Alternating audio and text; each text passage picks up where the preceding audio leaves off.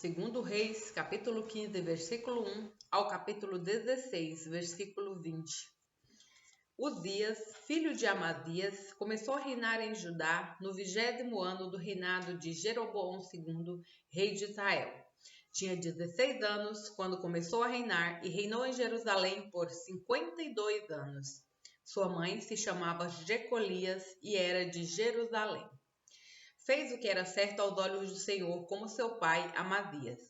Contudo, não destruiu os santuários idólatras, e o povo continuou a oferecer sacrifícios e a queimar incenso nesses lugares.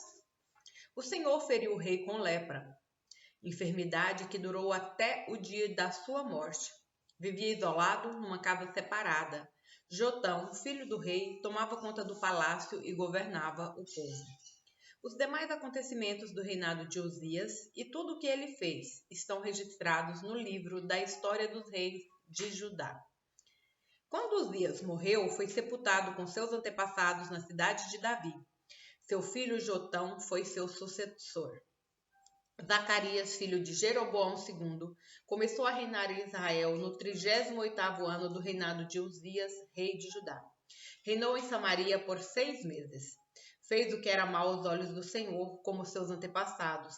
Não se afastou dos pecados que Jeroboão, filho de Nebate, havia levado Israel a cometer. Então Salum, filho de Jabes, conspirou contra Zacarias, matou diante do povo e se tornou seu sucessor. Os demais acontecimentos do reinado de Zacarias estão registrados no livro da história dos reis de Israel. Assim se cumpriu a mensagem do Senhor a Jeú. Seus descendentes serão reis de Israel até a 4ª geração. Salum, filho de Jabes, começou a reinar em Israel no 39º ano do reinado de Uzias, rei de Judá. Reinou em Samaria por apenas 1 mês.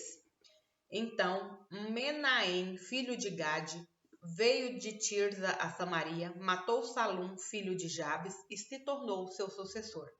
Os demais acontecimentos do reinado de Salum, incluindo a conspiração que liderou, estão registrados no livro da história dos reis de Israel. Nessa ocasião, Menahem destruiu a cidade de Tapua e seus arredores até Tirza, pois seus habitantes se recusaram a entregar a cidade. Matou toda a população e rasgou o ventre das mulheres grávidas. Menahem, filho de Gade, começou a reinar em Israel no 39º ano do reinado de Uzias, rei de Judá. Reinou em Samaria por 10 anos. Fez o que era mal aos olhos do Senhor. Durante todo o seu reinado, não se afastou dos pecados que Jeroboão, filho de Nebate, havia levado Israel a cometer. Então, Tiglat-Pileser, rei da Síria, invadiu a terra de Israel. Contudo, Menahem lhe pagou 35 toneladas de prata a fim de obter seu apoio e firmar-se no poder. Menahem extorquiu esse valor dos ricos de Israel e exigiu que cada um contribuísse com 600 gramas de prata para o tributo pago ao rei da Assíria. Assim, o rei da Assíria parou de atacar Israel e foi embora. Os demais acontecimentos do reinado de Menahem e tudo o que ele fez estão registrados no livro da história dos reis de Israel. Quando Menahem morreu e se reuniu a seus antepassados, seu filho Pecaías se tornou seu sucessor. Pecaías, filho de Menahem, começou a reinar em Israel no 50º ano do reinado de Uzias, rei de Judá. Reinou em Samaria por 2 anos, fez o que era mal aos olhos do Senhor. Não se afastou dos pecados que Jeroboão, filho de Nebate, havia levado Israel a cometer. Então, Peca, filho de Remalias e comandante do exército de Pecaías, conspirou contra ele. Acompanhado de 50 homens de Gileade, assassinou o rei. E também Argobe e Arié, na fortaleza do palácio em Samaria. E Peca se tornou seu sucessor. Os demais acontecimentos do reinado de Pecaías e tudo o que ele fez estão registrados no livro da história dos reis de Israel. Peca, filho de Remalias, começou a reinar em Israel no 52º ano do reinado de Uzias, rei de Judá. Reinou em Samaria por 20 anos. Fez o que era mal aos olhos do Senhor. Não se afastou dos pecados que Jeroboão, filho de Nebate, havia levado Israel a cometer. Durante o reinado de Peca, Tiglat-Pileser, rei da Assíria, atacou Israel novamente e conquistou as cidades de Ijon, Abel-Bet-Maaca, Janoa, Quedes e Azor. Também conquistou as regiões de Gileade e da Galileia e todo o território de Naftali, e levou os habitantes cativos para a Síria.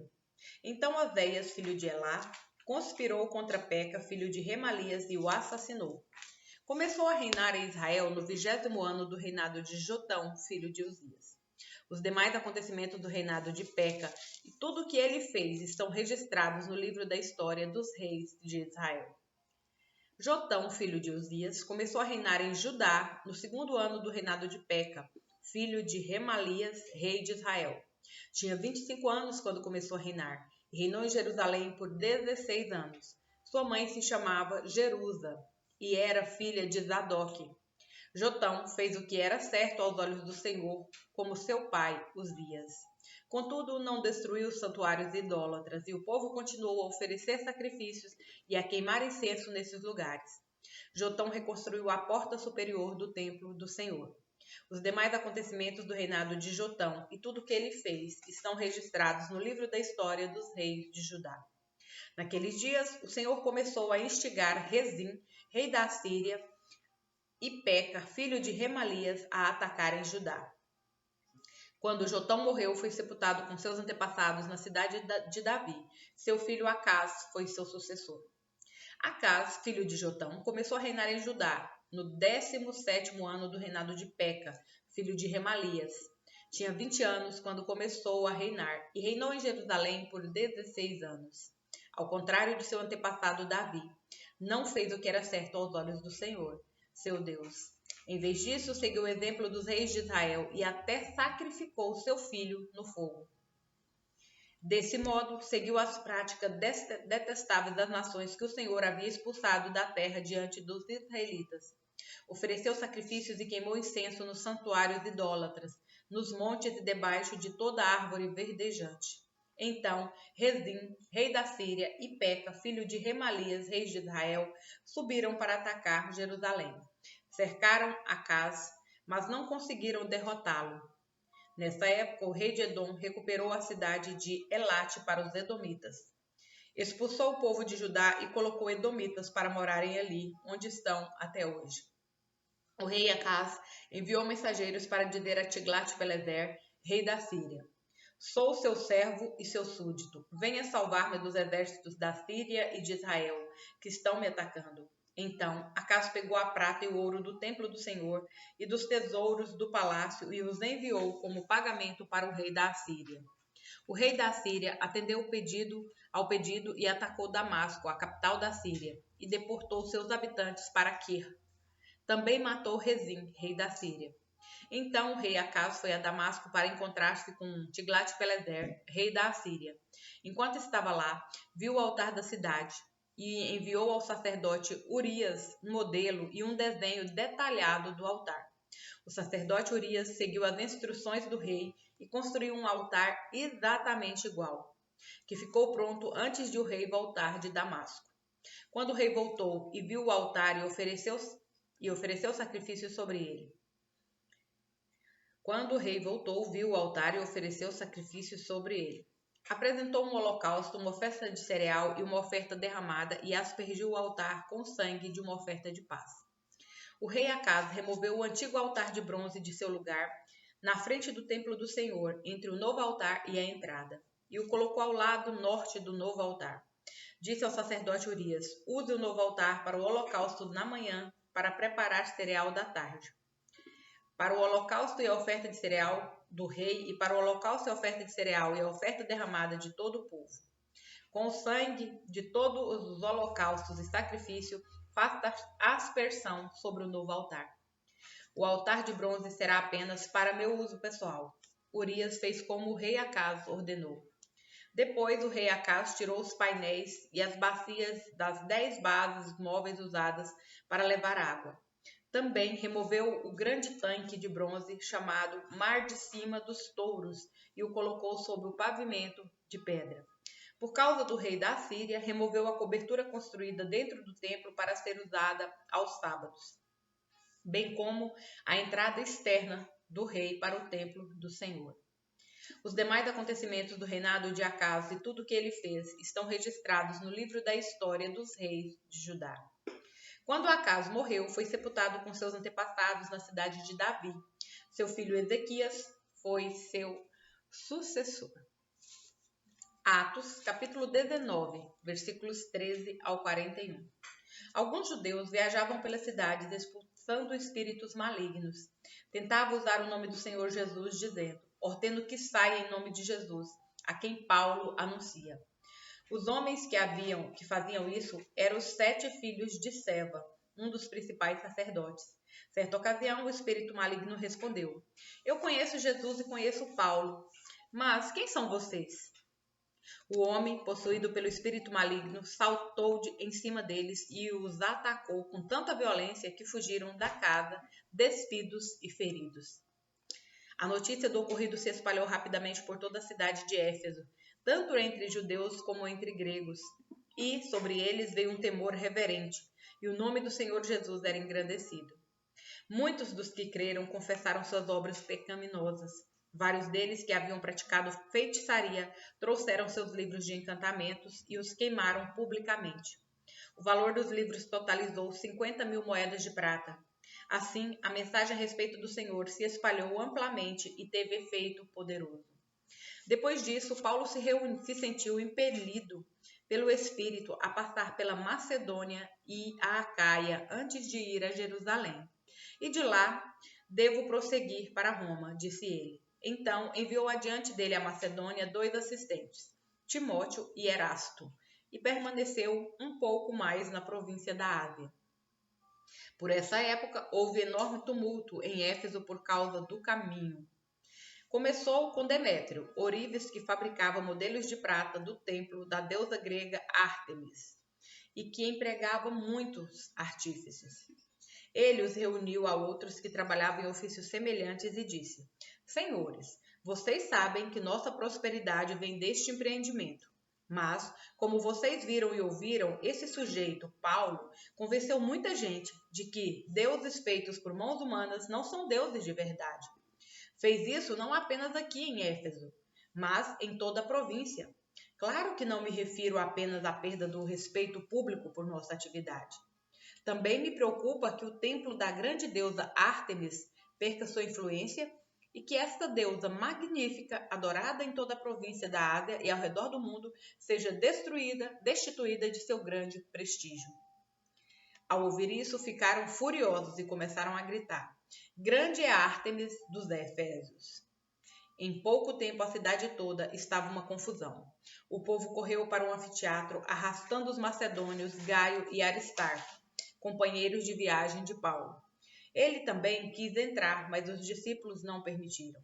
Alguns amigos de Paulo, oficiais da província, também lhe enviaram um recado no qual suplicaram que não arriscasse a vida entrando no anfiteatro. Lá dentro, em polvorosa, o povo todo gritava e cada um dizia uma coisa. Na verdade, a maioria nem sabia por que estava ali.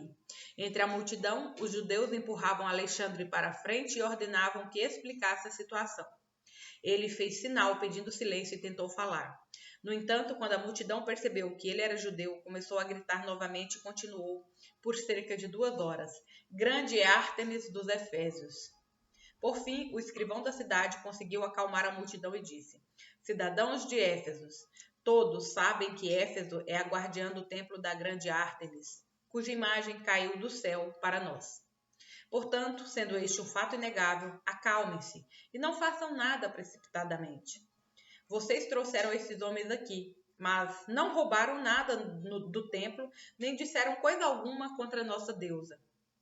Se Demétrio e seus artífices têm alguma queixa contra eles, os tribunais estão abertos e há oficiais disponíveis para ouvir o caso. Que façam acusações formais.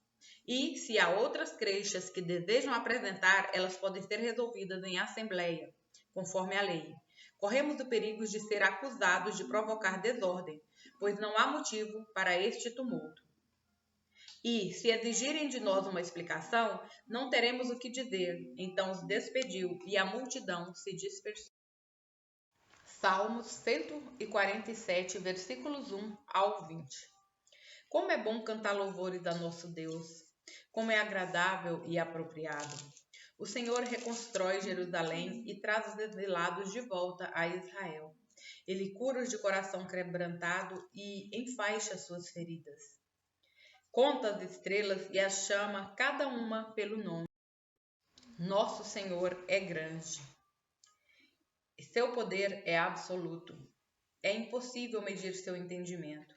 O Senhor protege os humildes, mas lança os perversos no pó. Cantem com ações de graça ao Senhor. Cantem ao nosso Deus louvores com a harpa. Ele cobre os céus de nuvens, provê chuva para a terra e faz o capim crescer nos montes. Alimenta os animais selvagens e dá de comer aos filhotes dos corvos quando pedem. Seu prazer não está na força do cavalo, nem no poder humano. O Senhor se acha nos que o temem, dos que põem a esperança em seu amor. Exalte o Senhor, ó Jerusalém. Louve seu Deus, ó Sião, pois ele reforçou as trancas de suas portas e abençoou seus filhos dentro de seus muros. Ele conserva a paz em suas fronteiras e satisfaz sua fome com o melhor trigo. Ele envia suas ordens ao mundo e sua palavra corre veloz. Ele envia a neve como lã branca e espalha geada sobre a terra como cinzas. Lança granizo como pedras. Quem é capaz de suportar o frio intenso? Então, por sua ordem, tudo se dissolve. Envia seus ventos e o gelo derrete. Ele revelou sua palavra a Jacó, seus decretos e estatutos a Israel. Não fez o mesmo com nenhuma outra nação. Elas não conhecem seus estatutos. Louvado seja o Senhor. Provérbios, capítulo 18, versículos 4 ao 5. Palavras sábias são como águas profundas. A sabedoria flui do sábio como riacho transbordante. Não é certo absolver o culpado, nem negar justiça ao inocente.